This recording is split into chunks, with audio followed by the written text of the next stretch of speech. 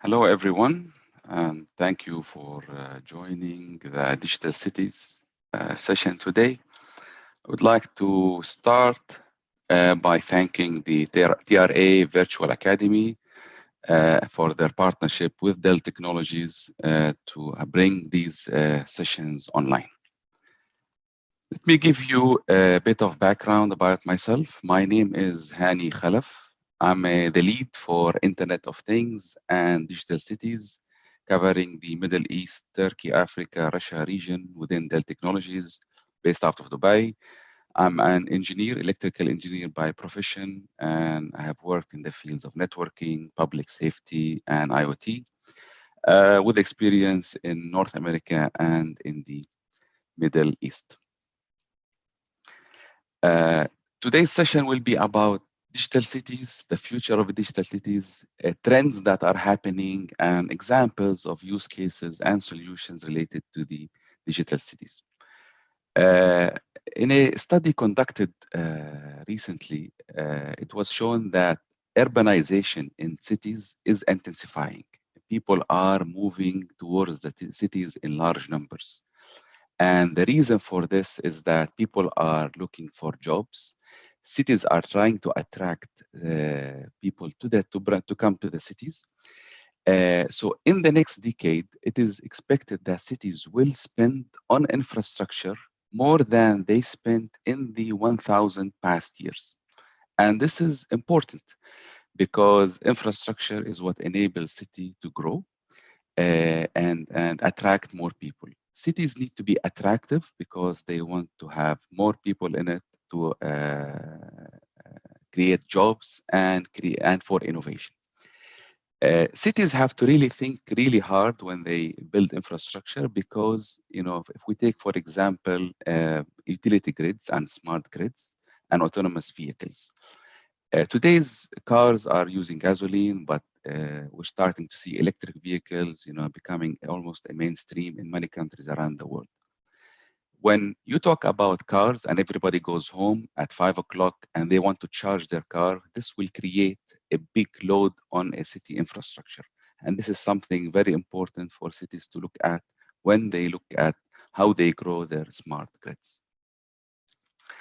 Another thing that is also expected is that by 2050, 70% of the world's population, which is estimated as 10 billion people, will be living in cities. So today's population of the whole world of 7 billion people will be living in cities. And this creates lots of complexities in cities because city decision makers have to look at so many aspects within the city to make it work. They need to make it adaptable to the citizens. They need to have analytics and base their decisions on data. And most importantly, they need to ensure the safety and security of the citizens and also the data that is being used to make decisions. Today's cities, many cities around the world have lots of smart systems from waste management, from healthcare, from smart grids, from environmental, smart video surveillance systems, and we'll be looking at examples of these solutions throughout the session. Now, city of the future is characterized by really 6 pillars. Okay, it has to be intelligent, it has to be inclusive, efficient, entrepreneurial, sustainable, and safe. Let me talk about some of these pillars and how they relate to cities today. So if we talk about safe cities, one of the trends that are being used in cities today is predictive policing. Predictive policing allows the city decision makers to analyze data within the city so that a certain crime can be predicted in the future using artificial intelligence models. Same thing applies for predictive health. And some countries around the world are already using this predictive health to, for example, predict the outbreak of a certain disease within the city. And as we will see later on, this will be enabled by an integrated operation center or IOC of the city. Data is really the currency of the city of the future. It is the most valuable asset of the city because the city has access to lots of sources of data. a very important aspect of city decision making is open government, which means that government agencies need to share information between each other so that the value of the data is maximized. And we can reach a point where 1 + 1 = 3.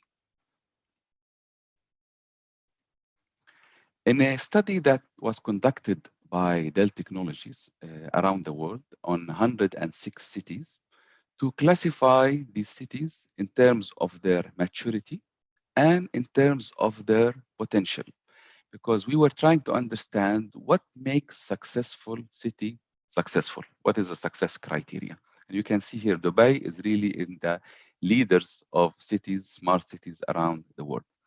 What we found out is 4 important things. First, 80% of successful cities who digitally transformed, they have a vision.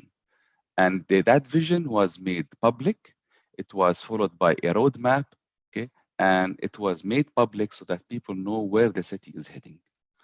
Another thing is, a very important parameter is 55% of cities have assigned a digital city governance office and a CTO to drive these initiatives. So it is not enough just to say, I want to become digital and I want to transform. You have to have the right setup to do this. Another also important thing is financing for cities. So successful cities, 41% of them, they have dedicated budgets to digital cities so that they can make these plans real. And 11 cities around the world, okay, they had living labs and test labs so that they can test things before they go live. And most importantly, is involving the local ecosystem, which means that the government and the private sector have to work together to make this a success. This is a public study and it's available for whoever is interested to have it, the data in it. Now, let's look at the journey of transformation in a city. So what we also realized that is transformation in a city is really a multi-year journey.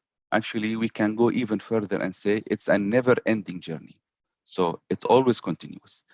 But the most important thing is that each city has a unique journey, which means where Dubai might have as a journey is different from Barcelona, or it might be different from Atlanta. The most important thing, as the Benjamin Franklin said, if you fail to plan, you are planning to fail.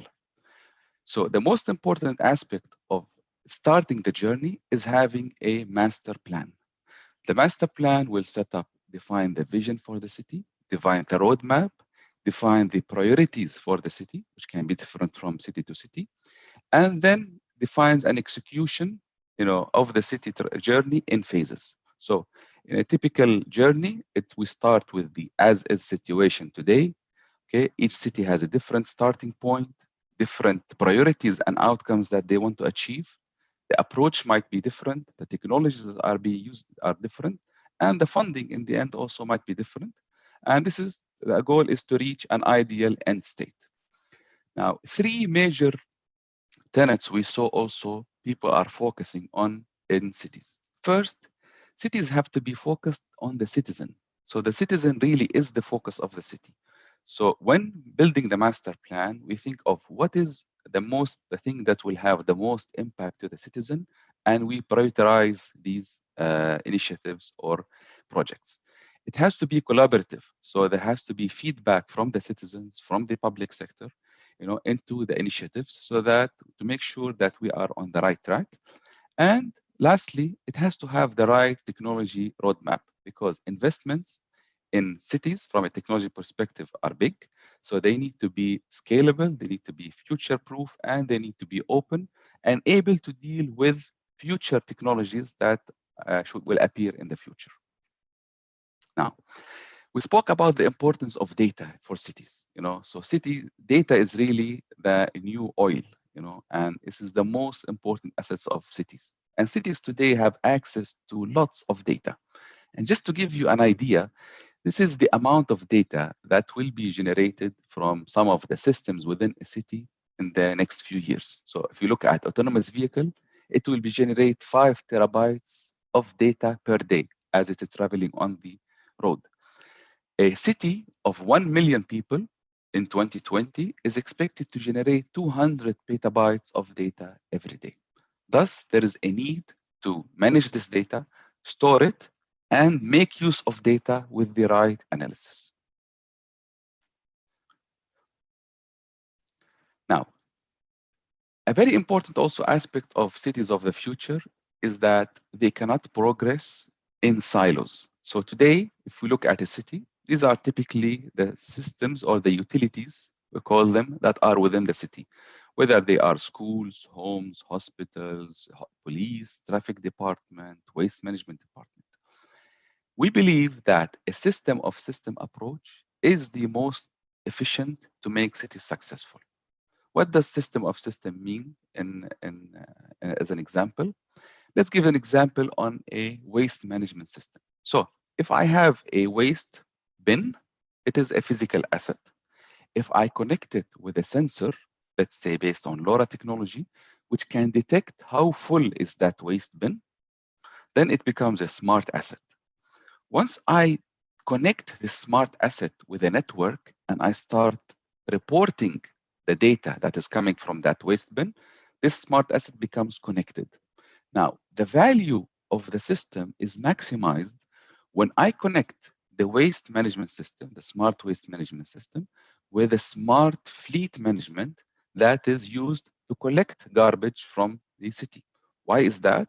Because if I collect data from here about how full the bins are around the city, I can feed that into the fleet management system, and I can plan the route of the vehicles to only go and collect garbage from the bins which are 50% full or full only. So this creates a lot more efficiency than going and doing the same route day and day over again. Now, another also important aspect is the the concept of smart campus, city, and nation. What do we mean by this? So a smart city cannot progress unless you start with a digital campus, or could be a hospital system, it could be the airport, it could be a university campus, or it could be a school, smart school. And data will flow up into a city and into a nation to make it smart. Of course, it's very important in this case to make sure that only relevant data flows up into the higher levels of the digital nation. Why is that? Because if there is an incident, for example, in a digital campus or an incident in an airport, I might need to know about this as a decision maker. But if there is an issue with a building, with the AC system with a building, I do not need to know this. So this is irrelevant information on the nation level or the city level, but it is very important on the campus level. So this is very important. And it's important to build the architecture in such a way that allows the system to grow in this manner. Now, another also important aspect of digital cities is the partnerships. And partnerships here, we mean by partnerships between public sector, between vendors or technology providers, and between the private sector also. Because the success of the city is determined by the success of these partnerships. Let me give you an example. What I'm showing here is examples of safe city solutions, that are, used. So, for example, people and asset tracking and tagging. For example, nowadays we are seeing that there's lots of focus on trying to track and detect if there's an outbreak of a certain disease. So this is something that is done by city for the safety of the citizens. Compliance in law enforcement, for example, making sure that parking violations are not happening. This can be done, as we will see later on, with video surveillance. Incident response, the ability to respond quickly to incidents as soon as possible. This is very important and can be enabled by technology. But it requires government, requires public sector to be cooperating together. We mentioned predictive policing. real-time citizen connectivity, and this is very important. It's important to have portals for citizens to provide feedback and to engage in the process of digitizing the city.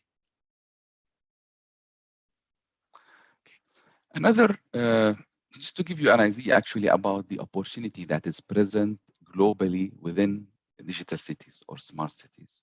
This is a study that was conducted by IDC about smart cities and the potential and the spending that is expected on smart cities, in the next years, over the next 5 years. As we see here, in our part of the world, 76% of the $189 billion will be spent here. So there is lots of investment that is happening. Where is this investment happening? It is happening in these solutions that you see here on the screen, whether it is V2X, which is vehicle to infrastructure or vehicle to vehicle systems. It's on safe cities, ensuring that cities are safe, on intelligent transportation, on green energy. Here in the UAE, there's focus on intelligent transportation and green energy. So we see lots of focus by many agencies to reduce energy consumption, electricity and water in the country. Smart grids also is a big focus now. We are seeing lots of smart grids, smart metering initiatives across the region. And also video surveillance. Lots of government agencies and non-government agencies are using video surveillance, smart video surveillance to create efficiencies and be able to handle the large amounts of video that is present in a city.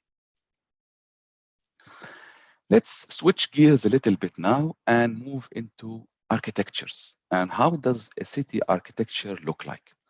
So if we look at an architecture, and this is based on many engagements with cities that we have done around the world, we look at first the data collection layer in the architecture.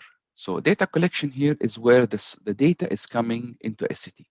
These could be data from Internet of Things devices, whether environmental sensors, whether it is data from hospitals, for example, about the availability of beds. It could be data from the transportation department, traffic, incidents from the police department. And it could be also other data, which is coming from databases, okay, such as, e-government data. So, so these are the sources of data which are here at the bottom, feeding the system. On top of this, we have the infrastructure, a data platform, and the applications. Of course, this needs to be secured and scalable. Okay. On top of this, we start with the use cases or the verticals where we want to apply the solutions, whether they are mobility, public safety, waste management, or energy. And the highest layer in the architecture is typically the command and control, or the integrated operation center, or IOC of the city. And this is where there is an overall view, holistic view of the city for the decision makers, whether it's department head, a mayor, to make decisions, to look at relevant data in the city and make the right decisions. And we'll see examples of this down in the presentation. Another thing that is very important when designing architectures for cities is for them to be modular and open. What do I mean by this? Again, if we look at the data collection and infrastructure application, it is very important to design the architecture so that you have 4 distinct layers, meaning an acquisition layer, an infrastructure, an application, and what we call the user experience layer or the city's experience layer. Why is this important? As we said, we don't know today what futures or what technologies will be available in the future in cities. So today, for example, we are talking about low power wide area networks such as LoRa and Sigfox and narrowband IoT. Other technologies might be appearing in the future. So let's say we have a bike rental application within the city, and it is using LoRa technology, for example, to detect the location of the bikes and track them. Okay. Now, if this technology here at this layer changes, it is very important not to change anything in the architecture, even the application that the citizen uses for the rental of the bike. That's what we mean by the right and modular architecture. The other thing that is open, what do I mean by open, is it is very important to base the technologies on open standards, meaning avoid anything that is proprietary and that is vendor specific. Why? Because as a city, you want the flexibility to use sensors, use data sources from different vendors as they evolve, okay, with different protocols, and you don't want to be locked to a certain technology. Now, another important aspect also of the architecture is designing it with data in mind, because designing for a city that will have, for example, tens of thousands of cameras is different from designing for a building which might have 400 or 500 cameras. So it is important to have the right technology in it, from a data ingestion, okay, data normalization. The types of databases that are used within a city today are different from typical databases, because the expectation is that there will be billion of records of data in these databases, and the analysis and tools that are used there in the city are different, and the stakeholders or the data consumers of the city are different. You know, they are command control centers, they are different government agency, and each needs to have access to the data that is relevant to them. Let's start talking now about some examples of smart city solutions. I will start with the smart metering. So smart metering is about automatically collecting water consumption, gas consumption, and electricity consumption from the houses and the buildings around the city, for the goal of achieving loss of efficiencies. First of all, we don't have to send somebody to collect data from the meter at the house. The meter automatically reports the data to the utility, just like, for example, here in Diwa. And a very nice feature in this is that we can start now looking at the consumption patterns of the houses, and we can generate alerts for the citizens if there is something that is out of its normal value. Let me give you an example.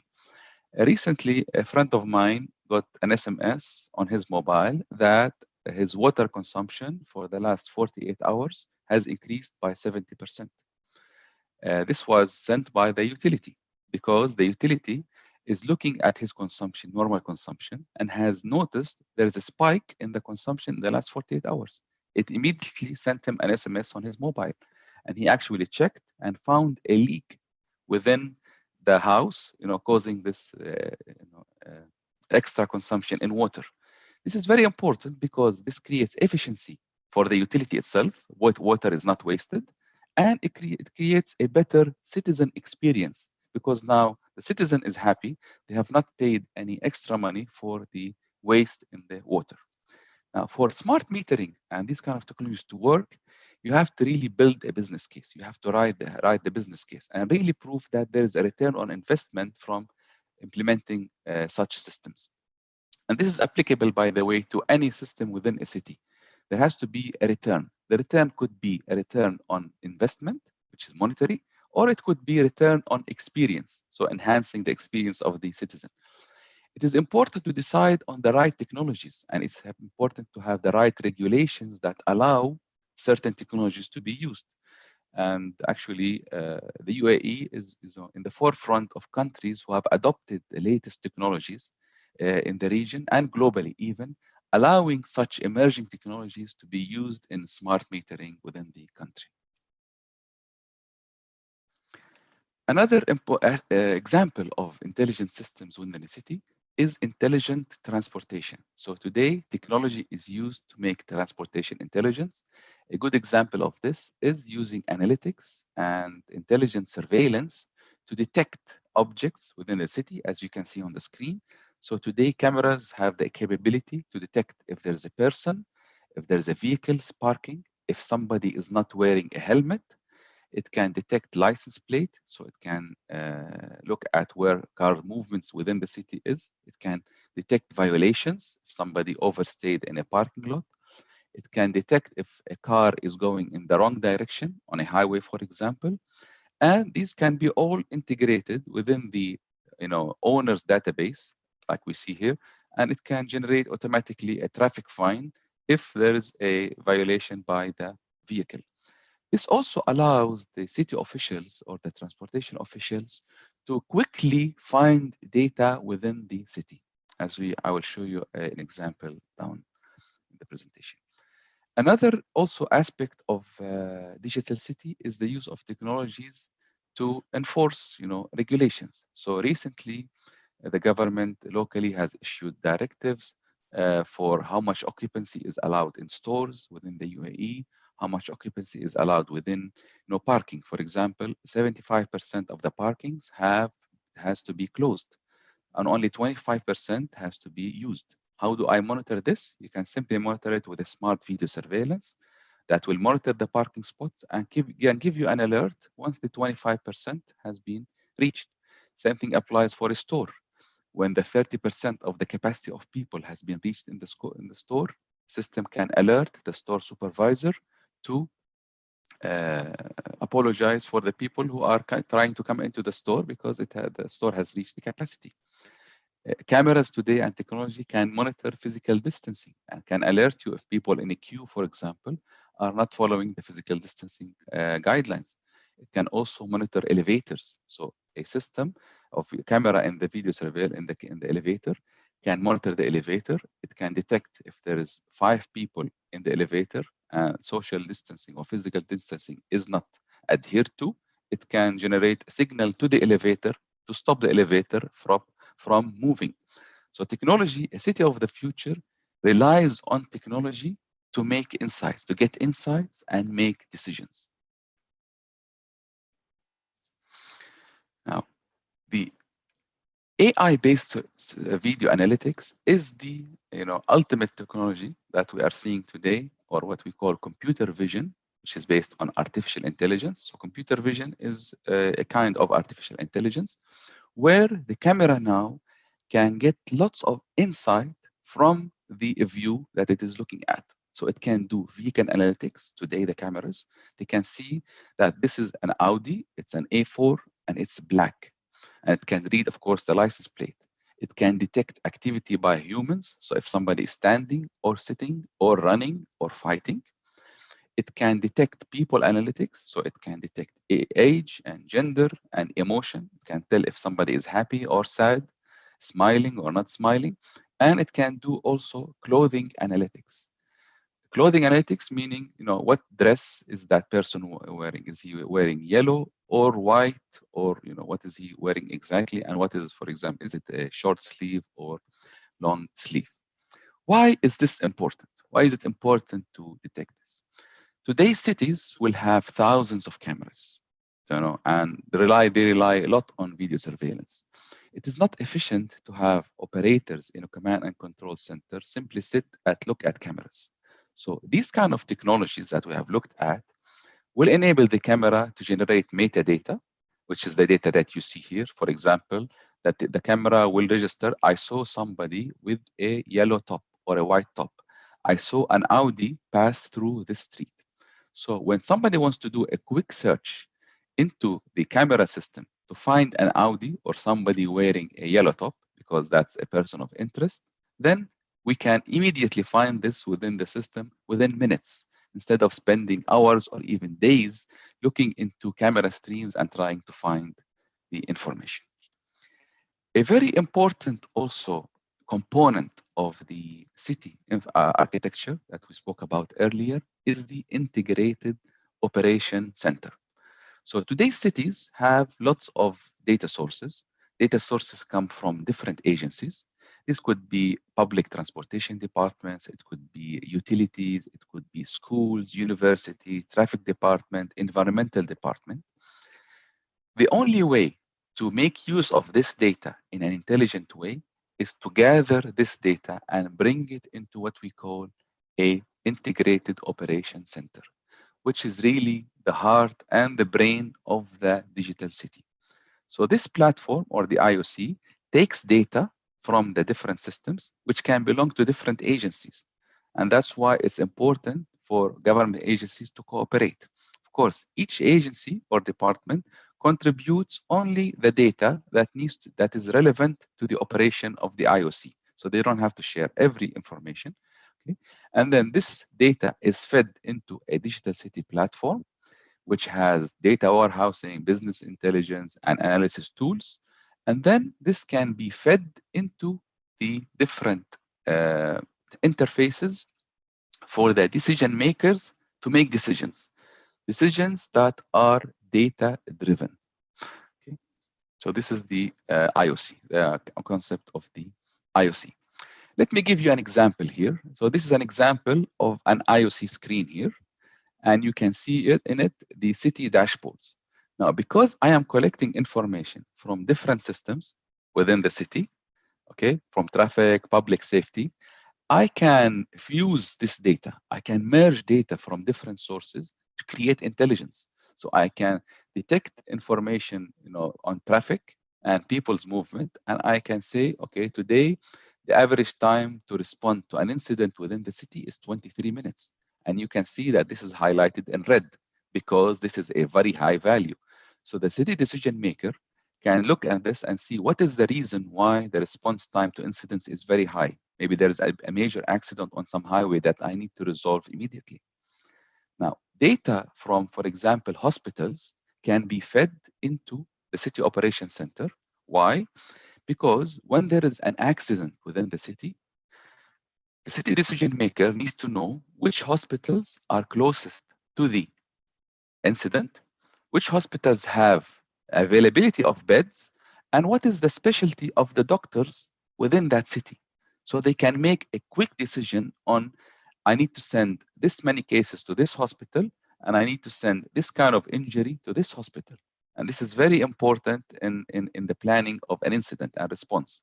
Now, why does the IOC have to do this? Because simply hospitals have their hospital data, the traffic department has the traffic data, and nobody has a view of the overall thing except the integrated operations center. And that's why it's important to show all this information into one dashboard for the proper decision making. Another example of things that can be done by integrated operation center, as you can see here, these orange spots, is predicting the outbreak, for example, of a certain disease within a neighborhood based on the data that is coming from the hospitals. So as the hospitals within the city, and there could be hundreds of hospitals, are detecting cases or reporting cases, the IOC can gather these data and can see that there's a concentration of such a disease in this area, and can start taking measures accordingly. Today's systems, as you can see here in the video, use video surveillance, for example, to count cars within on the highway, or it can be counted using detection of license plates, so that you can detect anonymously a license plate and can see what is the flow of traffic within the city and how it can be optimized. We can also connect hospitals with ambulances to determine which is the nearest hospital and what is the best route for an ambulance to go to the hospital. All this is data-driven decision making that is enabled by the Integrated Operation Center. Now, let me give you other examples of solutions within a city that are available. Let's relate them maybe to the current events which are going around us. So the first one is edge screening, okay? Or as you can see now, many agencies have started deploying thermal cameras to detect, if there is people with higher temperature coming into the facilities. Now, it's important when to look at these systems to make them centralized and to report this data centrally, because as we said earlier, siloed systems are not efficient. Systems need to exchange data to be efficient. And I need to apply video analytics, and I need to be able to do some kind of tracking if I detect a person of interest. Now, detection of these systems can be done by, for example, the second solution which we can look at here, which is tracking and enforcement. So as an example of a solution that we have recently talked about is the tracking of mobile phones, anonymous tracking, of course, because it's important to preserve privacy in this case of the citizens and the people. Tracking IDs of mobiles so that you can detect if somebody, has a certain disease and has been around a number of people and, needs to be alerted, because it's important for me to know and alert the people which are around this person. Situational awareness is what we talked about within the context of the IOC. And of course, when an IOC comes into play, you need to monitor assets, you need to get data, but you also need to apply the standard operating procedures. And this is a very important aspect of an IOC, meaning the integrated operation center has to get the data from the different sources. It has to apply a standard procedure to this data, which is predefined. So city decision makers and city officials need to sit down, look at the data sources, and determine what procedure needs to be followed in case of an outbreak. So if there is a major accident on the highway, the system automatically will dictate to the operator what to do, which are the agencies that have to be involved. For example, if there's a hazardous material spill on the highway by some oil tanker, the procedure will be different if there is a major accident with lots of injuries, for example. So different agencies have to be coordinated with. And lastly, it is important for cities to analyze data and trends. So for example, in one of our customers in South America, they built a traffic tracking system within the whole city. And they started collecting data about traffic movement within the city. The reason was for twofold. One is operational efficiency, meaning that they want to know now there's a slowness in traffic today on any highway in the city. But most importantly is to gather enough data to predict information in the future. So with artificial intelligence and algorithms enabled by artificial intelligence, once we collect data about traffic for years, for the past, for example, 5 years or 3 years, we can predict at some point in the future what the traffic light, the traffic flow will be on a certain highway just by applying the algorithms on this data. Now, the beauty of this is that you can combine data from different sources to make this prediction. So for example, I can make a prediction based on the time, the traffic flow, and the weather conditions. So I can say in Dubai, on the 15th of June, if it is sunny, and what is the predicted traffic on Sheikh Zayed Road. This could be now done based on data, and I can do plans and what if scenarios based on this. So I can say, if this happens as per the prediction, let's take this measure into the city operation. Now, key takeaways, or what I want you to get out of this session really, is that cities are built, smartness in cities is built on digital. So the digital core is what makes cities smart. Digital technologies is what makes cities smart. Cities today are focusing on environmental, on energy efficiency. They want to reduce their energy consumption from water, gas, and electricity. And especially here in the GCC area, where we have lots of energy consumption because of cooling and AC. This is a major target for many governments within the region. They focus on economic growth. Economic growth happens by attracting talent to the city, making the city livable, making it safe for the citizen, and making jobs available for people to come and join. Why is this important? Because cities want to attract people so that they can create innovation. So today many cities around the world actually are trying to become innovation hubs. Okay, which means they are trying to attract innovative companies and innovative businesses into the city. Now, innovative businesses need innovative people. So the cycle, is city wants innovation.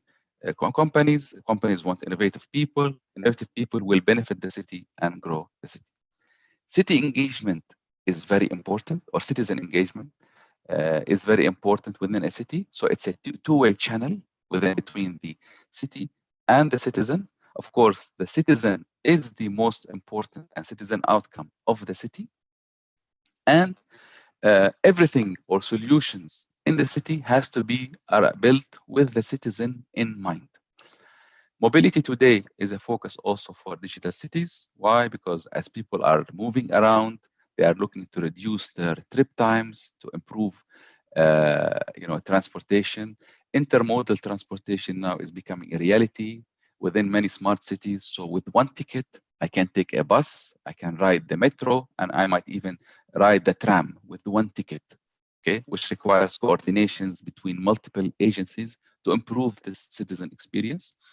Public safety is very important. Safety is a big focus. And usually what we have seen in digital cities around the world is that the first priority that they focus on is safety, citizen safety, and reducing response to incidents. So this is very important. We talked about predictive policing, which is trying to predict, crimes based on historical data. And lastly, it's the digital government portals. So it is important to bring the government services, to the citizens, in a digital format. And actually, the UAE and Dubai specifically has been in the forefront of bringing these services to the government. Actually, I remember when I first moved to Dubai here, I was really impressed by the efficiency of just a simple task, which is connecting the utility to my home, which was really, really impressive. I mean, all I had to do is just go into a portal of the utility, register my name and the address that I want to move to, pay make the necessary payment, and then within 24 hours, the electricity was automatically connected to my home, which is really something impressive as somebody from the field, and seeing how technology can be complex to achieve this. This is really impressive. Thank you very much. I think we have reached the end of our presentation today. Thank you for your listening, for being on this session. I will look now at some of the questions that might have come in the chat window. I try to answer some of these.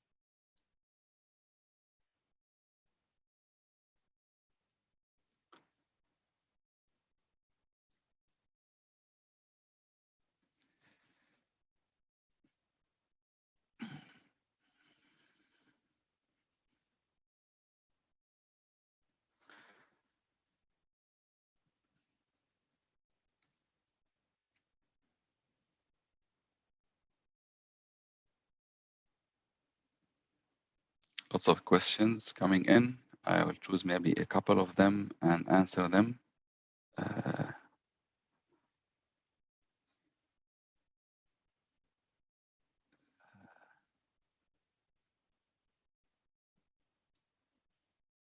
Okay, as the presentation will be shared, I believe, yes, this will be shared by TRA Virtual Academy. So this will be done by the TRA team. Okay. Let me see if we can do. Yes, there will be an assessment that will be done for this session. And let me see. The biggest initiatives that we see here in the region, I believe I touched on this briefly, but I can also reiterate this. So biggest initiatives, for example, in the UAE are focused on transportation, focused on citizen experience. So, creating the happiness. Happiness is very important and top priority here for the Dubai smart government and all government agencies. And of course, energy, seeing lots of trend in energy. Actually, if I compare the UAE to the neighboring countries, it's the rate of energy-related projects and smart city projects is higher, and it's in a more advanced stage than similar countries in the region. Other countries in the region are focusing on more basic, services, such as maybe creating the right infrastructure or technology, for example, to collect data, for applying video surveillance to collect traffic. That's something that we are seeing. Many cities around the region have had traffic problems, so they are using technology to create efficiencies in transportation. We're seeing lots of public transportation like metro projects happening around the region, such as in Saudi Arabia now. In other countries, we are seeing lots of, I would say, call them siloed, but maybe smaller smart city projects that yet to be connected into, a city or nation operation center. So that's happening around the city, and there's lots of investments in these. Okay. Cities that have we worked with around the world, which we are seeing as being very smart outside our region. Singapore is really on the forefront of smart cities around the world. We've had engagements with cities, for example, in the Netherlands. Actually, a very nice project that we worked in the Netherlands is for autonomous barges. So a city in the Netherlands has lots of water canals, and the streets of the city were overcrowded with cars. So, and the cars were using for delivery, lots of delivery trucks. So in order to reduce pollution in the city and reduce the amount of delivery vehicles, the city started initiatives to do autonomous barges, which are small, ships or boats that can autonomously go around the water canals and do deliveries within the city. And this was done by based on 5G technology. So this was really, an innovative projects. We are seeing cities around the world embark on innovative projects such as these. And this is very important because digitizing a city requires some guts and requires you to take action sometimes and embark on trying some new technologies, and with the possibility of some failure and then trying again. Of course, it's important to fail fast and start again. So this is very important because we're looking at citizens and budgets and city budgets. It's important to be very efficient in this manner. Okay. Let's see if we can take another question here.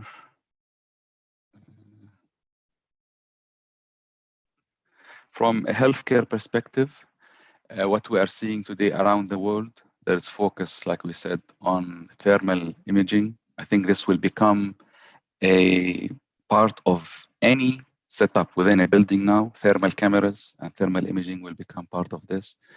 We're seeing focus on epidemic response centers today, which means the ability to have a kind of an IOC operation, or within the IOC operation, an area focused on health specifically, using mobiles, using data from hospitals to collate data and, like I said, to predict data and be able to track data.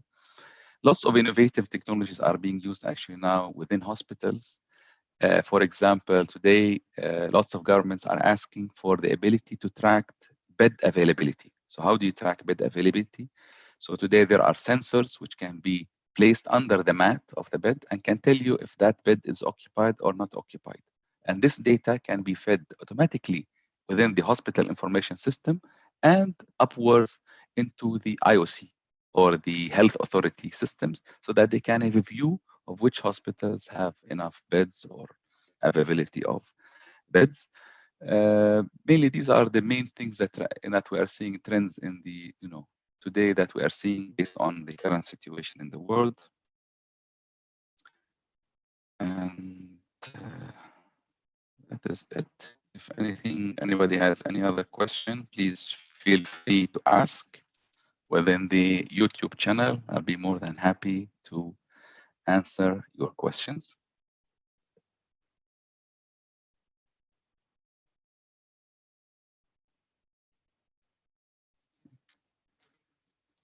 An important aspect also of cities when it comes to technology is, choosing a technology that is future proof.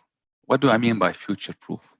So today, technology is evolving so fast, and an investment that you can do in technology today can easily become obsolete, within 3-4 years. So it's very important to invest in technologies which are scalable and open and have the ability to cover as much as possible of the future. So today, we know that data will be a key asset of cities in the future. It's important to design the systems with data in mind. So data in mind, or data based systems, technology systems are really important for the future. Okay. I think, let's see if there's any other questions.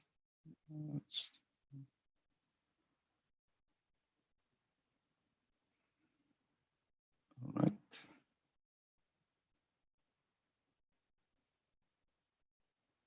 Okay. Video analytics. A query about video analytics. Like we saw lots of examples of video analytics being applied to cities. Video analytics, I personally believe that it will be the future of video surveillance, because we will see more and more cameras being deployed in cities. We will start seeing these video surveillance systems already interconnected, feeding into larger systems or command and control centers. But because of the scale of these systems and the amount of video that they are generating, the only way to make use of this data is using video analytics. And the AI-based video analytics is the most important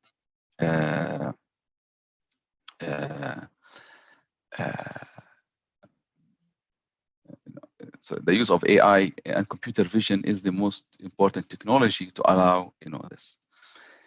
What is the impact of COVID-19 on digital cities? So COVID-19 has actually accelerated some of the solutions deployed by cities, like, for example, thermal-based imaging, like we earlier, and predictive health, or what we call epidemic response center. So there's a big demand on this. And I think the IOC concept, although many cities around the world have started doing this, I think this will be accelerated with the current situation, simply because to make the right decision, you need to collect data from so many sources. And that's why it's important to have an IOC concept. Yes, security is very important when transmitting data. And that's why, when designing cities and protocols and systems, we have to think of security from day one. So security has to be embedded within the design of the system and not an afterthought that comes after. So for example, when we talk about video surveillance, we can encrypt the video. Technologies such as, for example, LoRa, which is used for collecting data from sensors, is already encrypted by nature. So the transmission channels are already encrypted by nature and only decrypted in the back end of systems. So yes, and cities specifically, because they hold lots of data, they have to be extra careful about securing that data and the data leak. But at the same time, they have to create the proper channels for sharing of data. A nice project which we have seen in Singapore recently is for the government to publish some data anonymously from government systems to allow startups to innovate. So startups need data to create innovative projects, whether they are mobile apps or portals. So the government has initiated a project to, publish this data, publicly, of course, in a secure way and anonymously, so that these startups can use these to create applications. And this has created and fueled lots of innovation within that country. Nice presentation. What is the balance to manage honor citizen privacy yet innovate? Okay, so the balance between government needs to manage and honor citizen privacy, innovate towards smart cities. Yes, this is really a fine line, and of course, citizen privacy rules have to be followed.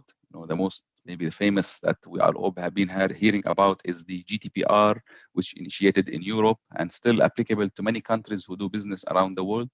So cities have to adhere to these privacy rules. So when they are collecting information, they have to collect it anonymously. So for example, if I want to know the occupancy of a certain place, I don't need to identify the faces. I just need to know how many people there are anonymously, which can be detected by just detecting how many phones are available in that area, or simply just detecting the number of people anonymously. At the same time, of course, they have data collected has to be relevant and meaningful. So yes, there is a balance, and this usually happens within the master plan of the city. So security is one, or privacy, citizen privacy is one of the pillars of building the master plan and ensuring data privacy of the citizens. Environmental waste control, how much is pest control? Okay, somebody is asking about environmental waste control. Today, the cities, the environmental waste control is a top of mind for cities around the world. The impact of how much we are producing, really, I think most initiatives are focused on carbon emission from vehicles today, and how much carbon emission is produced by, for example, how many cars a household has. And these statistics are published, etc. Cities are deploying environmental sensors around the city and around the nation to be able to detect environmental conditions also, and be able to relay this to the citizens. So for example, if I'm traveling from Dubai to Abu Dhabi and I want to know the conditions of the road, I can log into a mobile portal and I can see if it is dusty today, or if the road is clear, or if there's fog on the road today. So this is a good citizen service that can be offered. Let me see if there's any other things. What do you think that this kind of digitized city, like somebody's asking about Cairo? Yes, Cairo is a big city with its own complexity, its own uniqueness, but many systems like these can be applied to Cairo. Yes, for example, when you talk about transportation, intelligent transportation systems, these are applicable because you need to detect traffic, you need to know, you need to detect crowd management within a city. You need to detect bottlenecks in traffic. These can be easily done now. Instead of investing in older technologies like such as loops within the streets, you can do it with cameras, simple cameras like we saw in the video above the highway, which can detect. Safety, is applicable to any city. So there are some of these solutions we present today are very horizontal, and they are applicable to every city in the world. Some of them are not applicable because they might not be a priority for that city specifically. So maybe waste management, for example, is not a priority for city X, but it is a priority for city Y. So yes, many of these solutions are applicable to Cairo, which is a big city. Been to Cairo a couple of times and I really enjoyed staying there. That's it. I think basically this I believe I've answered many of the questions. Thank you very much for joining the session. And again, thank you for the TRA Virtual Academy for arranging this session. And thank you for your partnership with Dell Technologies, and looking forward to seeing you in future sessions. Thank you very much. Assalamu alaikum.